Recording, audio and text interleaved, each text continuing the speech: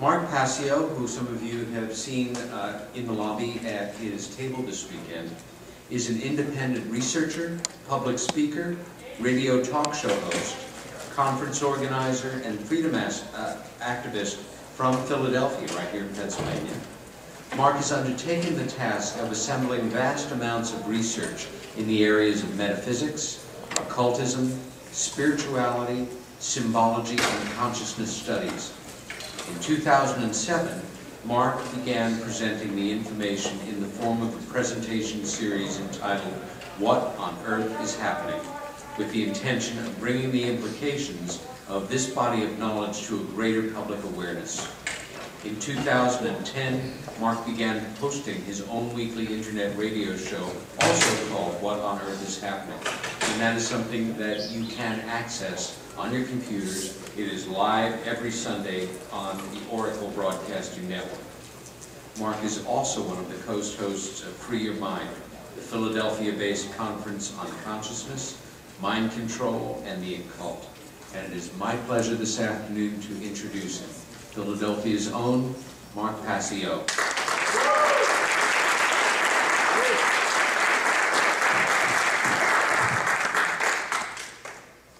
Well, I want to say thanks to everyone involved at MUFON for hosting this great conference and inviting me to speak. And I want to thank you all for being here today. My presentation today is entitled Morality and Disclosure: Moral Issues Involved in the Continued Cover-Up of Extraterrestrial Phenomena. Let's jump right in. As Peter said, I host a show called What on Earth is Happening? This is also the title of my website, whatonearthishappening.com. There's a tremendous body of material there. I highly encourage everyone to check it all out. I'm also one of the co-hosts of the Free Your Mind conference. We started this back in 2011, had a great event in Philadelphia, and we're going to be hosting Free Your Mind 2, a conference on consciousness, mind control, and the occult. This is coming up this April 2013 here in Philadelphia. We already have 20 speakers lined up for this great event, and for more information you can visit freeyourmindconference.com. There are also tons of posters and flyers at my table. Please take one on the way out. I want to add that Alfred Weber and Andrew Bashaga, yes. are also very well known in the UFO community. And yes. Very big overlap. And the exopolitics movement as well, yes. So we'll be having a lot of crossover and overlap. What my presentation is about today is not any of these four paradigms. If anyone believes that the solutions lie in politics, religion, scientism, or the quote-unquote New Age movement, you're going to be sorely disappointed by my lecture here today, because that is not what this is going to be about. And these I consider boxes for consciousness, to keep consciousness confined. Well, what the lecture is really going to attempt to get at the heart of is something that smashes all of these paradigms, and that is the truth. We have to really go further than what our comfort level wants to allow us to take in. And so you're going to be hearing some things today that may make you feel uncomfortable. George Orwell said that if liberty means anything at all, it means the right to tell people what they do not want to hear. So again, there may be some things that take you out of your comfort zone here today. For those who know me and know my presentation style, my tact is not one of gentleness oftentimes. It is straight ahead. And I don't believe that there's any time for baby spoon feeding information to people. We've come far too far to the precipice for that, and there's not enough time to do that. We need to take the wrecking ball approach, as I call it, and shatter the illusions and shatter the lies, and just put it out there plainly for people. And if they accept it, they accept it, and if they reject it, well, that's on them. But the truth cannot be unheard. So I'm here to plant seeds, if nothing else. I ask people not to fall into the mind state of what I call emotional mind control. And this is attempting to gauge the veracity or the truthfulness of information simply based on how it makes you feel. This is a really dangerous path to go down, and too many people judge information this way. The truth makes us feel uncomfortable. The truth often insults us. It is combative in many ways because we are very attached to illusory perceptions that we don't want to let go of. And if you're gauging information's truthfulness based on your emotions, it's not a good way to do it. Now, don't get me wrong. Emotions are incredibly important, but we can't let that guide where we're willing to go as far as truth is concerned. I gave a presentation back in 2010 entitled, "Don't Count on Disclosure." This was my first foray into the ufology field. I gave it at the Philadelphia UFO Awareness Day, hosted by Pennsylvania MUFON. The subtitle of the lecture was "Reasons Not to Expect Official Disclosure in Any Way That Resembles Truth." And in this lecture, I talked about the powers that be, their reasons for not wanting disclosure getting out. This included utmost of primary importance, the continuity of control. That is what this is ultimately all about, in case anyone has not figured that out yet. This is about maintaining control over the human population. The existing power structure does not want to relinquish that control. It is about the perpetuation of the fossil fuel-based energy scarcity fraud. And it is a fraud. Energy is all around us and available in unlimited quantities if we only know how to tap into that wheelwork of nature. And it is a lie that we are here and everything is scarce. That is there to keep fear going. And only when you're in fear are you able to be controlled. So that's another reason for this continued cover-up. It is also about the continuation of the cover-up of true human origins, as some speakers have actually talked about here today and yesterday. And this is because if you keep someone's origins from them, their true origins, they are also more apt to be controlled by you. It's ultimately about the suppression of consciousness, which I'm going to be talking about a lot here today. And this is a presentation more about consciousness and how it is connected to the UFO phenomenon and what drives the continued cover-up at a psychological level, at the dynamic of mind. So ultimately, the embargo on disclosure is about the suppression of consciousness and the human imagination. I closed that lecture with moral considerations of the disclosure topic, and that's what the remainder of this presentation is going to be about. It's going to attempt to answer two primary questions here today. Why does the cover-up continue? This is about causal factors. If we don't understand causal factors, we are powerless to solve any problems that we may encounter. We have to get to the root fundamental reasons, the root causes. Then we can understand why the effects are manifesting. And who is truly responsible? Who holds the most moral culpability involved in the embargo on disclosure? So I'm going to talk about the Roswell incident as a case study to get at the psychological dynamics at play in this famous incident. We're all familiar with this incident, and I'm in no way the authority on it by any means. But again, I'm attempting to look at this not from the nuts and bolts perspective, but from the perspective of what psychological dynamics are underlying this incident within the human mind. So let's give some background on the event. July 2nd, 1947, a saucer-shaped craft crashes on the Foster Ranch near Corona, New Mexico, not far from Roswell Army Airfield. July 3rd, William Mac Brazel, the foreman of the Foster Ranch, the site of the crash debris, finds the remains of the crashed saucer. Pieces were spread out over an area more than half a mile long. Everyone who Brazel showed the pieces of the wreckage agree that it was unlike any material that they had ever seen on Earth. On July 6th, Brazel showed pieces of the wreckage to Chavez County Sheriff George Wilcox. Wilcox calls intelligence officer Major Jesse Marcel of Roswell Army Airfield. Marcel drives to the sheriff's office, he inspects the wreckage, and he reports to his commanding officer, Colonel William Blanchard. Blanchard then orders Marcel to proceed to the ranch with Brazel and collect as much of the wreckage as possible.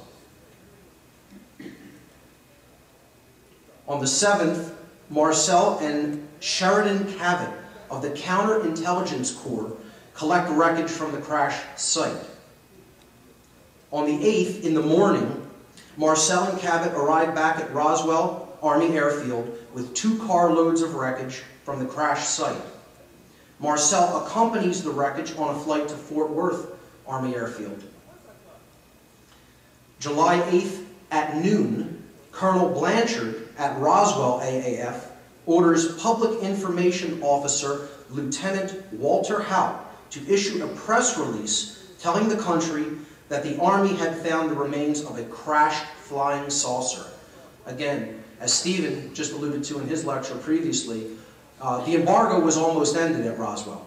We came very close to getting disclosure then and there as a result of this event and this press conference, this press release. On July 8th in the afternoon, it only took a couple of hours, General Clements McCullen in Washington, D.C. ordered General Roger Ramey at Fort Worth, this was Blanchard's commanding officer, to quash the flying saucer story by creating a cover story, a cover-up, and to send some of the crash material immediately to Washington, D.C.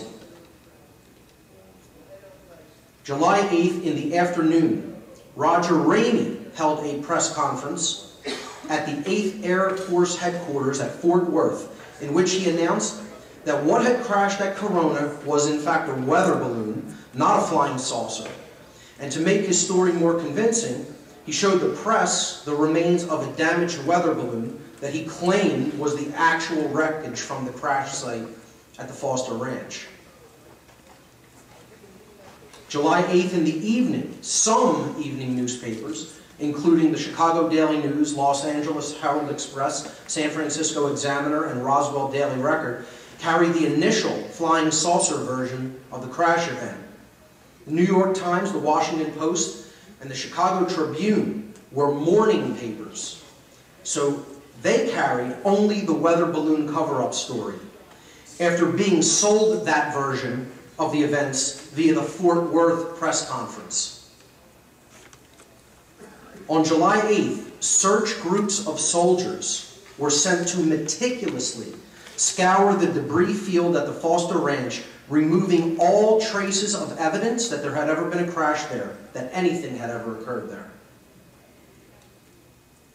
Unknown to Major Jesse Marcel and most of the other military officers that were involved in the events of the last few days, the main body of a crash saucer had already been recovered by a military retrieval team a few days earlier and a few miles from the Foster Ranch debris field. That was simply the debris from the craft, but the main body of the wreckage was found elsewhere. Approximately a mile from the main crash site of the saucer itself, they found several bodies of small humanoids and also recovered them. After reporting his discovery of the Foster Ranch debris field, Mac Brazel was held in military custody for a little over a week. Following this period of detention, Brazel repudiated his entire initial story. He completely changed his tone and didn't want anything to do with the event after the military had him for a week. He refused to talk about the incident even after his release, even with his closest friends. He remained in so much fear following this incident that he claimed that if he ever found anything else unusual, he wouldn't talk about it with anyone. Okay? He would remain completely silent. And there you saw a newspaper clipping talking about Brazel's harassment. Let's talk further about the intimidation factor that went on during this event. Marion Strickland, a neighbor of Mac Brazel, was ordered by military officers to tell anyone who asked her about the material that was recovered from the Foster Ranch debris site that there was absolutely nothing special about it in any way whatsoever, and that there was no excitement or curiosity on the part of the local people about the material. They wanted her to just lie and cover up the incident. Brazel told Marion that he was under severe emotional stress after his detainment by the military, and that while detained, he was threatened that if he opened his mouth regarding the incident, that he would be thrown in a jail cell indefinitely. Sheriff George Wilcox, who Brazel brought the initial debris to, and his wife Inez Wilcox were paid a visit by military police following the incident. They told George and Inez that if they ever told anyone anything about what they had seen, not only would they be killed, but that their entire family would be killed. George was very shaken up by this, and he resigned as the sheriff of Chavez County shortly thereafter. Inez tacitly accepted that the whole incident was being kept quiet for reasons of, quote, national security, and remained silent about the event thereafter, feeling that it was in the best interest of the country not to talk about it. You know, as we know, the whole cliche, national security, can mean whatever they want it to mean. They just slap that label on anything they don't want us to know about and expect us to just swallow it because they said it's for national security. Glenn Dennis, a mortician who witnessed some of the bodies that had been retrieved from the crash site, was told by 2 military officers, "If you open your mouth, we'll bury you in the desert, and they'll be picking your bones out of the sand." He was told that to his face by military MPs. Roy Danzer, a local plumber who saw one of the dying beings from the crash on a stretcher at the Roswell Base Hospital, was told by a military officer, "We'll know if you talk. We'll know who you talk to, and you will simply disappear." A government by and for the people, sure. Members of the public and even law enforcement officers, again like George Wilcox, they were told that their families would be in jeopardy if they talked about the Roswell incident. During their efforts to silence eyewitnesses to these events, military officers made it abundantly clear that they were completely willing to murder children. They were completely willing to murder children if those whom they ordered to remain silent disobeyed them and spoke out about what they had witnessed. You're living in a free country, sure. Let's look at the psychological dynamics and behavior involved in these events. What characteristics do they encompass? Well, we see fear. We see secrecy. We see deception. We see disinformation campaigns being waged. We see intimidation, a lot of that. We see outright violence and threats of violence. We see cowardice on the part of the people who simply back down when the threats are made. And ultimately, the overall dynamic is that there is no allegiance to truth. And that's the main crux of the problem. Now, with all of these being the main psychological driving dynamics of an event like this, and I would suggest to you that this is simply a microcosm of the entire UFO alien phenomenon. This paints a broad picture, but an accurate way of what the overall phenomenon entails, as far as human psychological dynamics are concerned.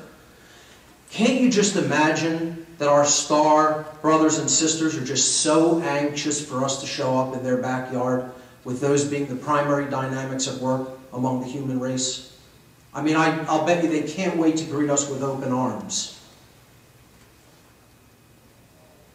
So let's look at another dynamic involved. And I have 2 prizes to hand out to the audience during this section for correct answers to a couple questions I want to be posing to you. I'm going to be posing to you. At the bottom down here, we have Mac Brazel and the public, who want the truth brought out about this, who wanted to know what it was about at first. But Mac brought the initial debris wreckage to Sheriff George Wilcox. Okay? Then Wilcox contacted intelligence officer Jesse Marcel. And from there, he reported the finding to his commanding officer, Colonel William Blanchard. Blanchard made the initial contact to the military press, and he wanted the military to report the finding honestly at first. So he commanded Lieutenant Walter Hout to initial that honest press release. But then Roger Ramey ordered Blanchard to stand down and not report the finding honestly, and he held the press conference to the media that gave the cover-up story, the weather balloon nonsense. He was under orders from General Clements McCullen in Washington, D.C. So, can anyone tell me what we're witnessing here? What is this structure that's going on? What is this dynamic that we're seeing here? Anyone? Yes. Okay, it's a pyramid scheme, but what dynamic are we talking about? What's taking place within the individuals who are all seemingly deferring to those who are above them?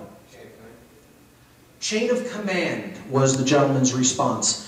And that is close, but it is not correct. Most people think of this structure as the chain of command. A free DVD with 2 lectures from the first Free Your Mind conference to anyone who can tell me what it really is. Close. It is a chain. I'll give you that hint. It starts with chain of. But what are we looking at, really? Chain of deception. No. It involves that. Anyone else? Chain of mind control? You're getting closer. You're getting warmer. Chain of passing the buck. What? Bearing the story, like chain of bearing. Chain of humanity. No. Chain of bending the truth. For what reason? Passing the buck. You're real close, Bob. You're very close. They were not in control to do that. When you're passing the buck, what are you really doing?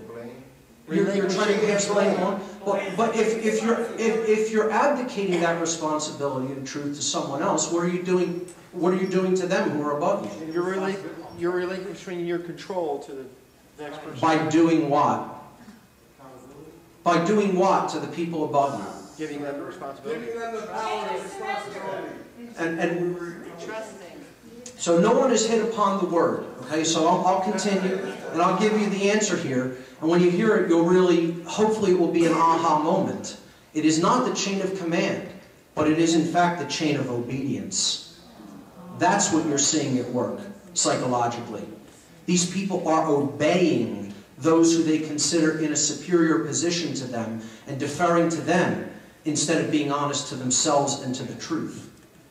So, can anyone, for another DVD, free DVD, I'll tell you what, I'll give you, the prize will be both of them, and you can give the other one to whoever you want, okay?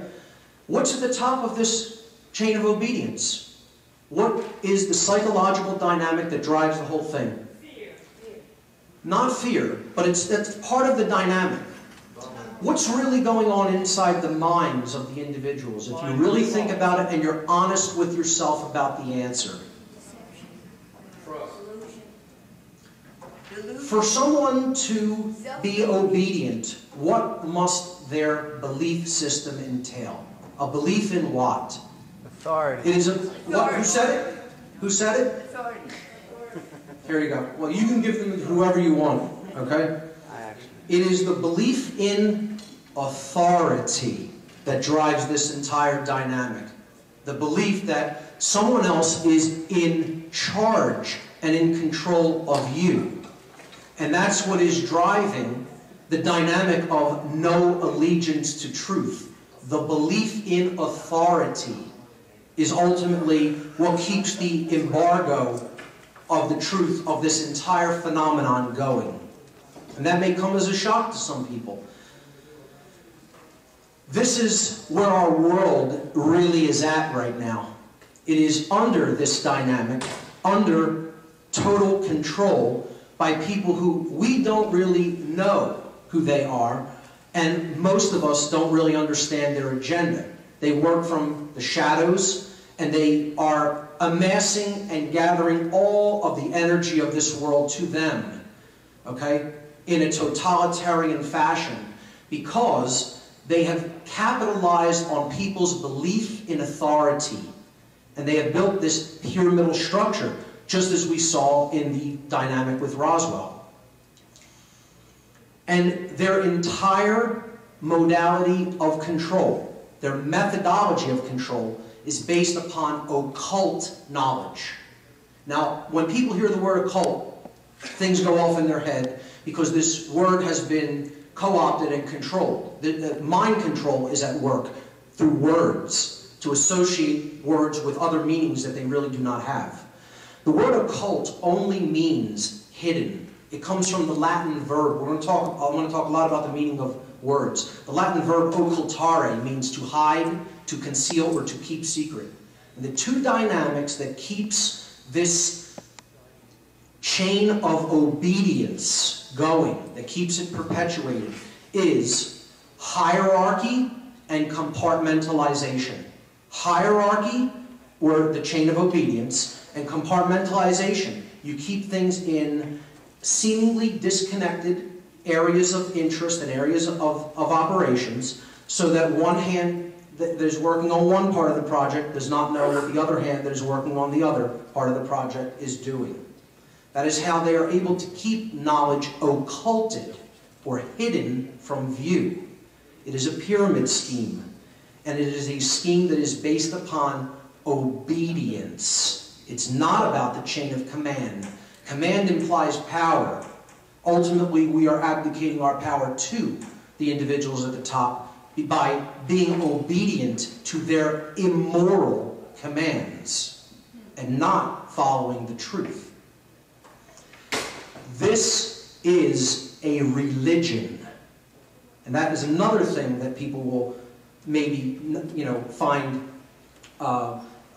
shocking to them. The word religion comes from the Latin language as well, from the verb religare in Latin, which means to tie back, to hold back, to bind, or to thwart from forward progress. That is what the word religion means. Now, it's very interesting that the word religare in Latin can also mean to reunite, to bring back together again. So religion has, in its etymology, in its etymological root, has a dual meaning. And we have to look into the dual nature of religion to really understand this. See, there are two kinds of religion. There is false religion, and then there is true religion. And again, please don't think about this in terms of world religions like Christianity, Judaism, Hinduism, Buddhism, Islam, etc. That's not what we're talking about here. We're talking about a belief system, okay? False religion is a belief system that is based in illusion, while true religion is based upon truth. False religion ultimately ties us, again, the word coming from religare, to tie or to bind. It ties us with illusion and deception in believing in things that are not real. It thwarts our progress in consciousness. It holds us back from the truth. And ultimately, it binds us from evolving as a species.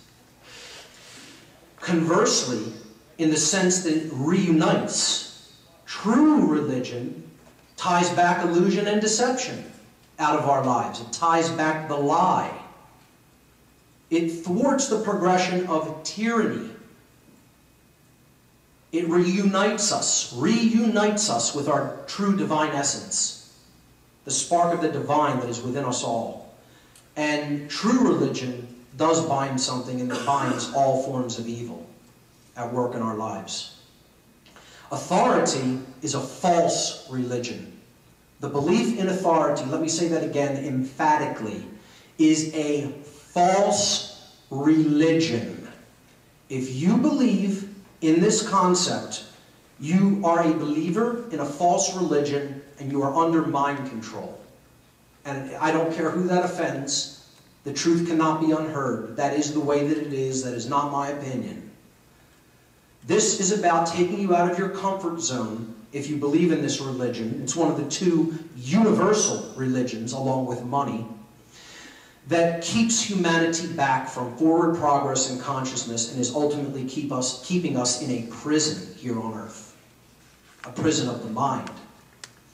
The religion of authority is based upon the illusion and falsehood that some are masters who may set arbitrary dictates which are not based in morality and which are enforced by violence, while others are slaves who have a moral obligation, quote unquote, to obey the arbitrary dictates that are set by the masters. That is what the belief in authority is. It is not my opinion of what it is, that is what it is. And this is a falsehood. It does not exist in reality. It is an illusion. It is a mental construct of an imbalanced mind and an imbalanced psyche. The biggest manifestation of this universal world religion called the belief in authority is government. Let's look at the etymology of the word government for a moment. Government comes from the Latin verb gubernare, which can often be rendered as governare, with a change in the internal B becoming a V. But since there's no V in classical Latin, it is most often seen as the verb gubernare. And this is the root of gubernatorial, relating to governor, okay, or governing. Gubernare means to control in Latin. The second part of the word ment comes from the Latin noun mens mentis, which is the root of our word mental in English. It means mind. By its very etymological definition, the word government itself means mind control, literally, to control the mind. All forms of government, the belief in authority, is mind control. Sadly, however, most human beings erroneously teach the false religion of authority and unquestioning obedience to it as virtues to our children, instead of instilling in our young the truth about what this hideous dogmatic belief system called authority actually is. And what it actually is the path to every form of evil and annihilation that we ever witness on this planet. As only a cursory study of even modern human history will attest to. This is what authority gets you.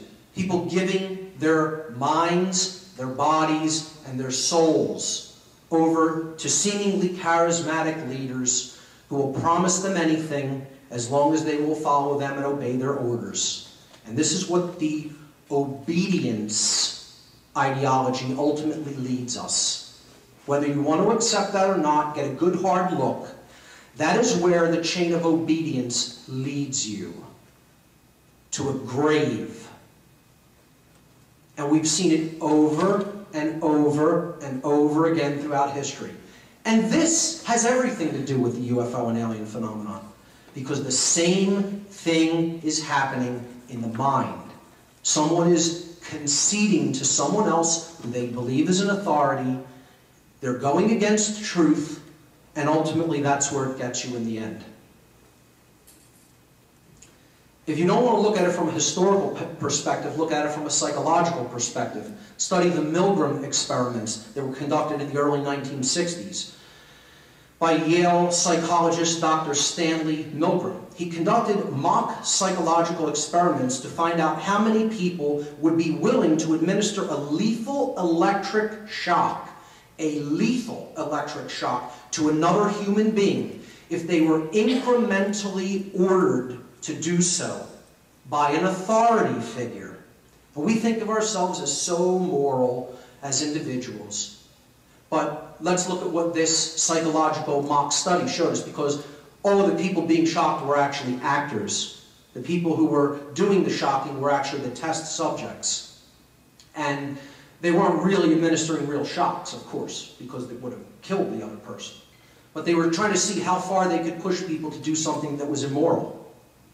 Shockingly, pun intended, regardless of sex, age, economic class, cultural or religious background, almost 70% of all test subjects obediently followed their orders and went all the way to the lethal dosage.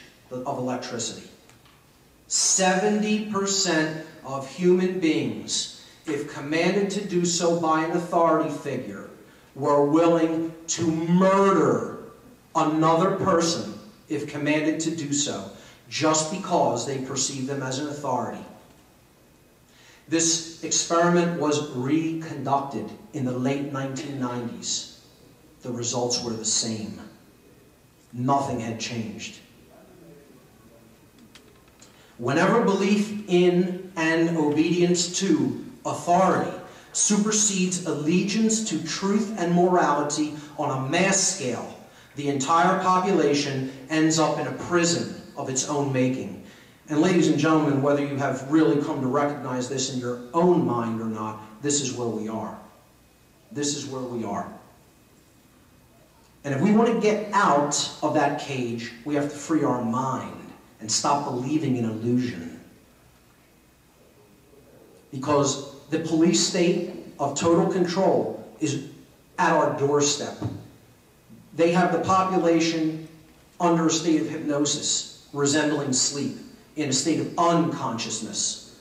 And the Big Brother state is looming fast. The shackles are getting ready to go on.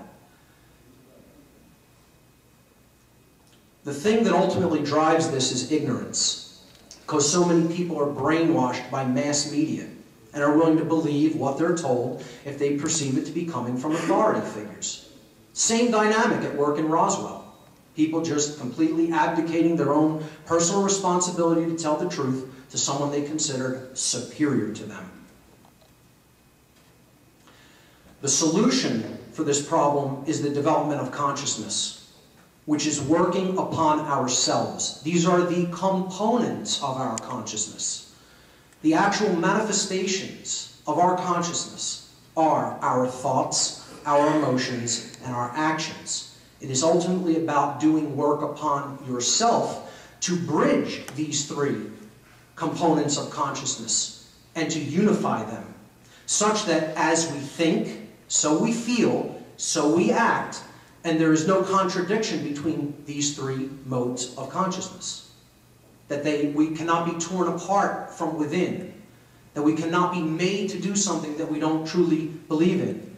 That we feel badly about doing, but we'll do it anyway. Okay?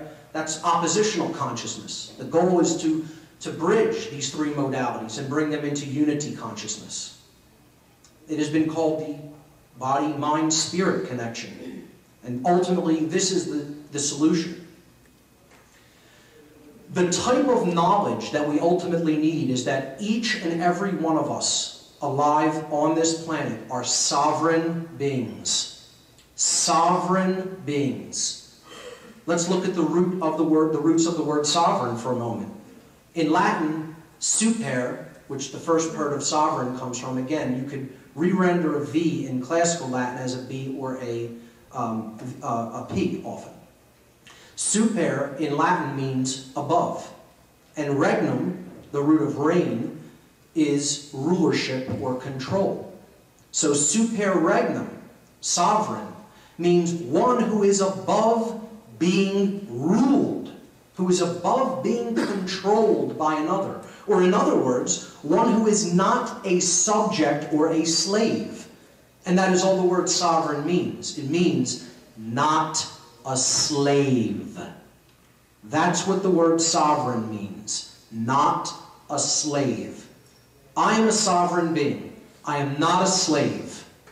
You are all sovereign beings. None of you are slaves. Whether you understand it or not, that is the truth. It can never be any other way. Someone can only claim that it is another way, and others may accept the validity of their claim even though it is not valid. It is completely invalid. There are no masters or slaves, and there can never be. There can only be a claim to that and an acceptance of it by someone else, but it is always a lie. We are all sovereign under the Creator, whether we recognize it or not. Sovereignty, therefore, is the rulership of the kingdom of oneself. You're not ruling anyone else. You are the ruler of the kingdom of you. whereby one's thoughts, emotions, and actions, their consciousness, exists in a state of unison, non-duality, non-contradiction, non-opposition.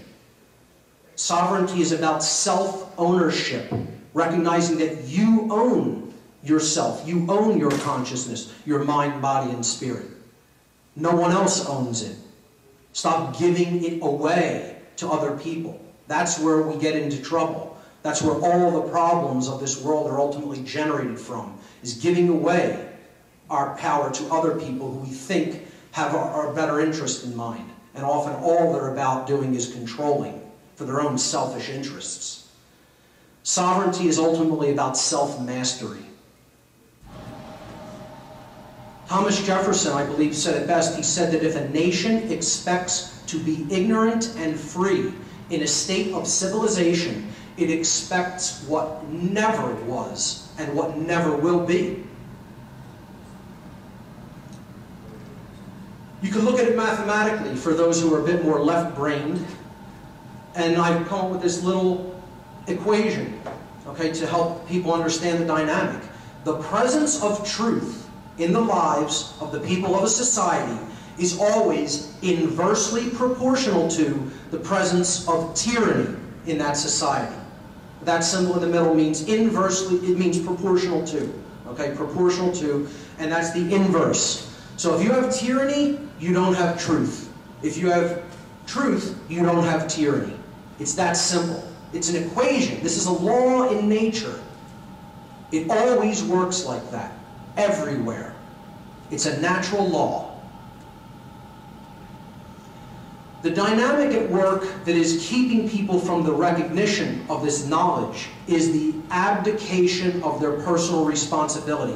And I should have put on the slide the attempted abdication of personal responsibility, because you cannot really abdicate your own personal responsibility. Again, like the claim of authority, it is only a claim that you can do that.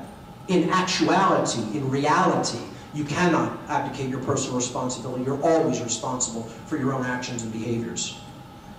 Many people want to give up their own personal responsibility to choose between right and wrong action to someone else, someone they consider superior to them, who would make that decision for them. They imagine that somehow this could absolve them of their personal responsibility to make right choices. Not only is this abhorrent and deplorable, it is actually impossible, as each individual is always personally responsible for the choices they make and the actions they take, regardless of their belief otherwise,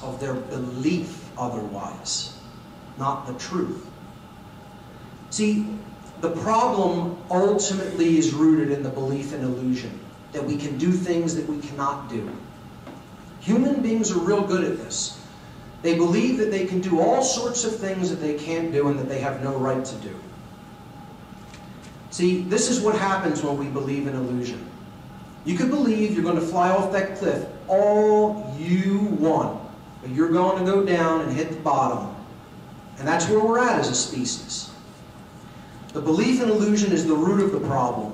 And the root of the solution lies in simply abandoning belief systems that do not serve us and that hold us back. Or in other words, abandoning religions.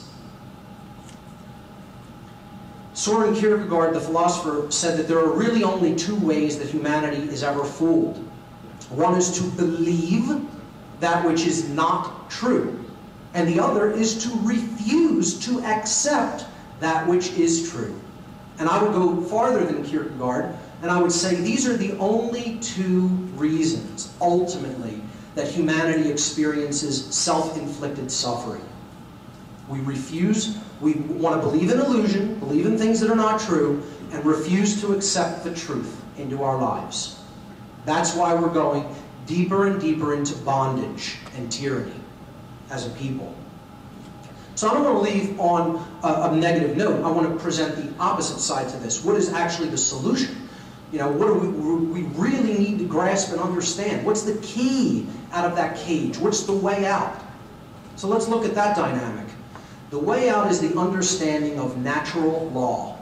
And again, if this were understood, you wouldn't have people who are willing to continue to embargo the truth about anything, let alone the UFO and alien phenomenon.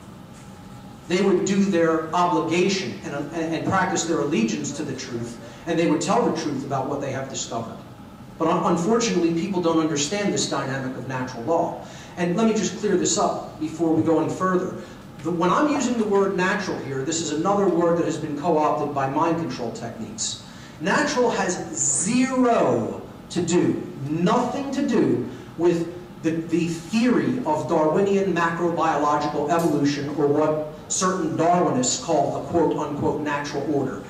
Nothing to do with that at all, and I cannot emphasize that enough. It is in fact the exact inversion of that. This is about morality. This is about the definitive knowledge of the difference between right and wrong, is what this is about. Okay? And then choosing the right action over the wrong action.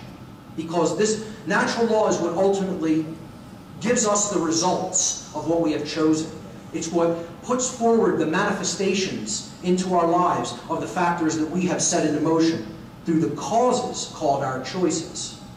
Okay? So natural, the dictionary definition of natural is inherent, having a basis in nature, reality, and truth, not made or caused by humankind.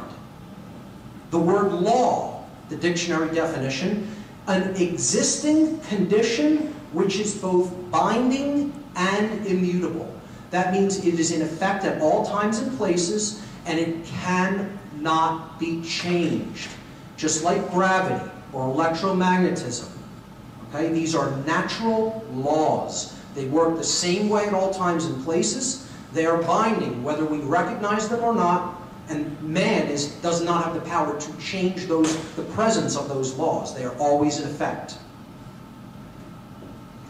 I give a working definition for natural law in a practical sense. Natural law is universal, non-man-made, binding and immutable conditions that govern the consequences of our behavior. It governs the consequences of behavior. I have recently stopped calling this natural law in some of my lectures and talks and switched over to the terms universal spiritual law, because that's what it ultimately is, and I think that paints a clearer picture instead of using the co-opted term natural. Many will recognize these as the laws of cause and effect if we are scientifically inclined. Effect invariably follows cause. All effects or manifestations have causes that precede them. For every action, there exists an equal and opposing reaction. We've all heard that. In the New Age movement, we may have heard them as the laws of attraction.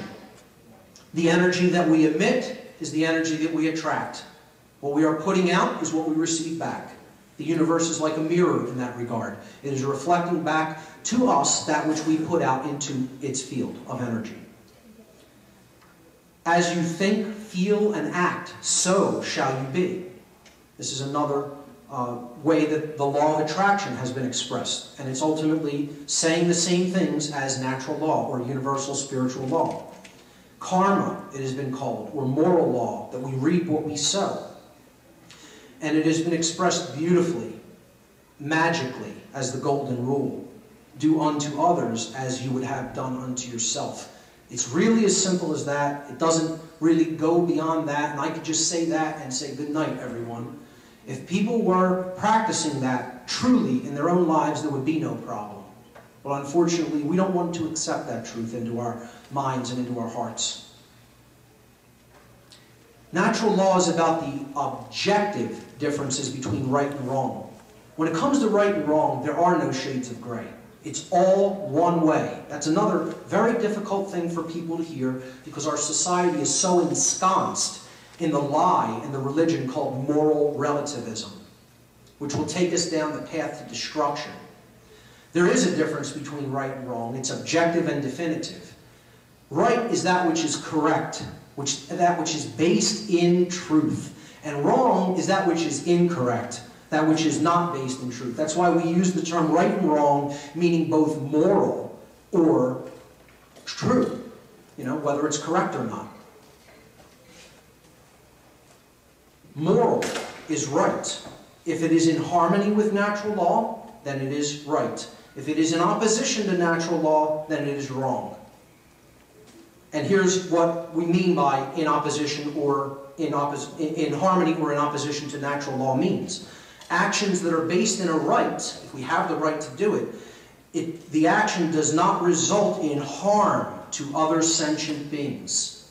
But if it is wrong, if it is immoral, if it is incorrect and not based in truth, then the action that is based in that dynamic results in harm to other sentient beings. It is that simple, but we really need to understand that. We need to know what a right is and what a right is not. This is part of the difficult part of this dynamic. Most people don't understand what a right is and what a right is not because they don't understand definitively the objective difference between right and wrong, unfortunately. It's best to understand what rights are in the apophatic sense. Many will have never heard that term before. What it means is in the negative. By describing what something is not, and through describing what it is not, coming to a clearer understanding of what it is. Okay, so it's affirmation through negation.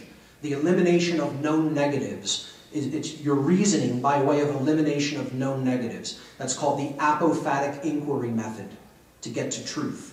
Okay? Know which actions are not rights because they cause harm. There's too many rights to list. We have infinite numbers of rights of what we can do and create. But there's a very short list of things we may not do because they cause harm. That's the things we really need to understand. Are we causing harm and suffering to another? Then it's not a right. The truth regarding rights is not dependent on numbers or population. Doesn't matter how many people you have. Natural law holds true at all times and places and all numbers of population. Rights that do not exist for an individual, and this is key, cannot be granted, cannot be created or granted to any other individual or group of individuals. See, we think we have the right to create governments and give them rights that individuals don't have. And that's impossible. It can't be done. Again, people can claim that they can do it, but it will never make it true. The way out is ultimately about the development of conscience, which is coming into the full knowledge of what natural law is about and how it operates. Conscience comes from the Latin con, meaning together, and the Latin verb sciere, the root of the word science, meaning to know. You put them together, conscience means to know together. It is knowledge. Conscience is knowledge. That's something many people will not have heard before either. Conscience is knowledge. Okay? It is the definitive knowledge of the objective difference between right and wrong. And it's common sense, or it should be. Unfortunately, we have lost contact with common sense. And therefore, many of us are not exercising conscience. Now, exercising conscience is when action comes into play. Because when you're exercising your conscience, you're willfully choosing right action over wrong action once you've come to know the definitive difference between right and wrong. That's how you exercise conscience. So this is what wisdom is. Conscience, the development of conscience, is coming to a level of understanding because you're acquiring knowledge about right and wrong. Then you're applying it in the world. That's called the exercise of conscience. Okay? And that's what wisdom really is. This is a hard one for most people to swallow, but it is also true. By the very definition of the term, of the phrase, if someone is following orders, it is an impossibility for them to be exercising conscience. You cannot be exercising conscience if you are abdicating your personal responsibility to know and live truth to someone else. If you are simply following their orders, it cannot be done. You could believe you can do it, but once again, that will never make it the case. And we saw where the belief in authority and the abdication of personal responsibility to make right choices ultimately leads us. Gerald Massey, the Egyptologist, said that they must find it difficult, those who have taken authority as truth rather than truth as authority. We can't continue to make justifications, which comes from the Latin noun jus, meaning right, and the Latin verb facere, meaning to make or to create. Justifications are attempts to create rights.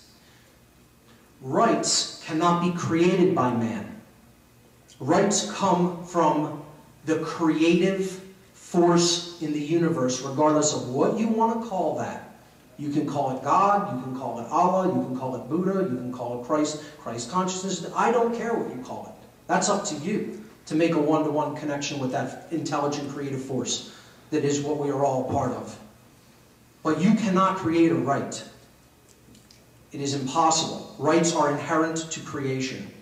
Justifications are feeble, tiny, puny human attempts to create rights that do not exist. I was just following orders is never a valid excuse or justification for immoral behavior, as we saw in Roswell with the cover-up and then the intimidation and threats of violence that were made against witnesses. And I'm sure they would say, I'm just following my commanding officer's orders. Well, that's never a valid justification for immoral behavior, and it should never be accepted by anyone as some sort of a valid excuse for immoral behavior. An order giver is even more morally culpable than an order follower, is even more morally culpable than an order giver. Now, that does not absolve the order giver of their moral culpability.